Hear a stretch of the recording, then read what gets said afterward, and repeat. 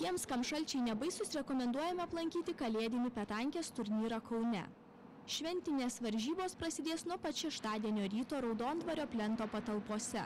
Sportininkai varžysis dėl medalių, tačiau šventinė nuotaika bus kur kas svarbiau nei aukšti pasiekimai. Padėję metalinius kamuolius į šalį, petankistai kvies ragauti kalėdinių barščių, kavos, dalins dovanėles. Kalėdinis turnyras Lietuvoje organizuojamas antrą sezoną iš eilės, kadangi pati Petankės federacija yra labai jauna, tai negalime pasigirti didelių kalėdinių turnyrų skaičiumi. Praeitais metais kalėdinį turnyrą organizavome Dariaus ir Girėnų stadione, išsinuomavę didžiulę palapinę.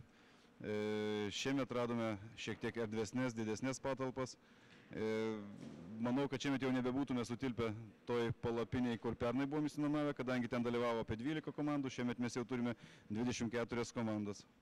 Į kalėdinį turnyrą atvyks ne tik įvairių Lietuvos miestų sportininkai, bet ir svečiai iš Lenkijos, Rusijos ir Baltarusijos. Varžybų organizatoriai labiausiai didžiuojasi sulaukę tarptautinių turnyrų prizininkės Rusijos Red Fox komandos.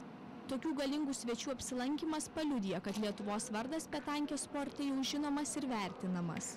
Mūsų žaidėjai demonstruoja kylantį meistriškumą, o metalinis kamuolys vis dažniau sudomina ir vaikus.